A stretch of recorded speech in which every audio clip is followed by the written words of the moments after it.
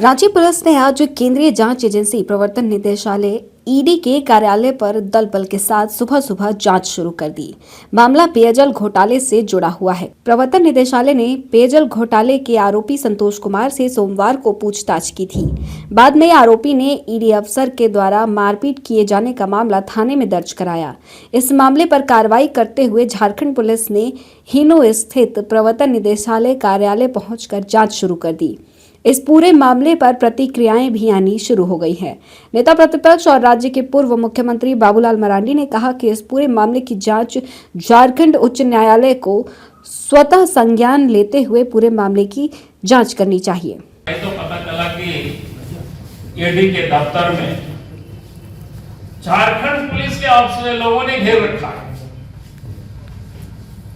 फिर मैंने अपनी सोच से तहकीकात करने की मैंने कोशिश की, यार मामला है क्या। तब लोगों ने कहा कि सर थोड़ा अखबार भी पढ़ लीजिए। तो मैंने एक अखबार में देखा कोई संतोष नाम करके व्यक्ति थे, उनको शायद ईडी ने पहले गिरफ्तार किया था, फिर बाद में बेल हुआ और कई लोगों की भी गिरफ्तारी हुई है। उसमें से जलापूर्ति योजना की बड़ा घोटाला है, जिसमें से आप सब लोगों को ध्यान में होगा कि 20 करोड़ रुपया जो निकाले गए थे बिल खाता में लोग डाला था, और उसके जांच के लिए उनको 2-3 बार सामान उनको मैंने क्या बोलते हैं उसको नोटिस भेजा गया, बुलाया गया ईडी ऑफिस में, लेकिन वो संतोष कुमार हाजिर ही नहीं हुआ। तो पता चला कि एकाएक सोमवार को वहां हाजिर हो जाता है, उपस्थित हो जाता है एकाएक, और कहता है कि हमसे बयान ले लीजिए जो जानकारी जो मिल रही है। उसके बाद ईडी वालों ने कहा कि ठीक है आया है तो ले लिया जाए। तो पहले जितना उन्होंने बयान दिया तो उसके ठीक उन्होंने उल्टा कहा, और तब जानकारी मिल रही है कि ईडी वालों ने उनसे कहा, अखबार में भी कई चीजें छापी है, और हमने कई लोगों से सवेरे से थोड़ा सा क्वेरी करने की कोशिश किया, कहाँ क्या हुआ है मामला इसमें से, आखिर पुलिस ईडी के दफ्तर को क्यों घेरा हुआ है, क्या है मामला। तो पता चला कि नहीं, ईडी ने उनको कहा कि अगर तुम जो उस समय बात बोले आप पलट रहे हो तो ये सारे पैसा तो शायद उनकी संतोष की पत्नी के खाता में भी गया हुआ है। बोला कि पत्नी को भी हम लोग पूछेंगे, और उन्होंने दीवार में अपना मुंडी को पटका, ऐसा खरोच लगा। फिर ईडी वालों ने शायद उसको हॉस्पिटल में जांच करवाया, फिर वापस लाया। इसके बाद फिर पूछताछ करके बाद छोड़ दिया बाकी सारी चीजें। ये शायद सोमवार की घटना है। मंगलवार को एयरपोर्ट के थाना में उन्होंने एफआईआर कर देते हैं कि हमको जान से मारने की साजिश।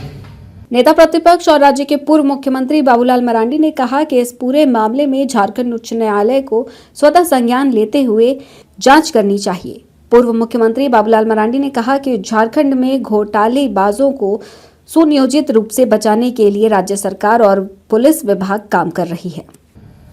यानी हम कह सकते सुनियोजित तरीके से इस राज्य में घोटालाबाजों को बचाने के लिए सरकार और पुलिस महकमा किस प्रकार से काम कर रही है, इससे बड़ा और ताजा उदाहरण कुछ भी नहीं हो सकता है।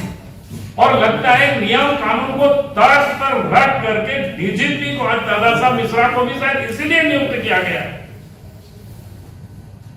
ये मुख्यमंत्री को बतानी चाहिए कि इस नियम के तहत उनको बनाया है यही काम करने के लिए,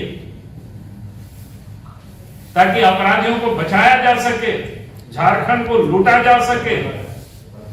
और इसलिए मैं हाईकोर्ट से मांग करता हूं कि हाईकोर्ट को स्वतः संज्ञान लेना चाहिए इस प्रकार के मामला को। अगर इतना बड़ा बड़ा घोटाला हो, ईडी जांच करे और वहां झारखंड पुलिस अफसर वहां जाकर के इस प्रकार के घेराव करे, तो हाईकोर्ट को संज्ञान लेकर के मामलों की जांच करनी चाहिए। जो एसीबी तत्परता से गिरफ्तार करके, हमने उस समय भी ट्वीट किया था और हमने सरकार को पत्र भी हमने लिखा था, रात में टेम्पू से फायर हुआ गया, यानी उसको समाप्त करने के लिए, तभी तो चार्जशीट नहीं सबमिट हो रहा है। तो ऐसी मामलों की जांच सीबीआई से होनी चाहिए, और हम हाईकोर्ट से भी कहेंगे हाईकोर्ट को स्वतः संज्ञान लेना चाहिए इस प्रकार के मामलों को, क्योंकि राज्य में एकदम लूट मची हुई अराजकता की स्थिति है, कोई नियम कानून नहीं है राज्य में, ऐसा कैसे चलेगा। ये बहुत बड़ा अपराध है, बहुत बड़ा क्राइम है। इसलिए मुझे लगा कि आज मैं आप सब लोगों से बात करूं नए साल में, जो कि जिस प्रकार की मैं देख रहा हूं राज्य की हालत, अगर आप ऐसे ही चलते गए तो हम सब लोग कोई भी सुरक्षित नहीं रहेंगे, झारखंड सुरक्षित नहीं रहेगा। और झारखंड को सुरक्षित करने के लिए, झारखंड के लोगों को सुरक्षा के लिए हम सबको अब जागना होगा।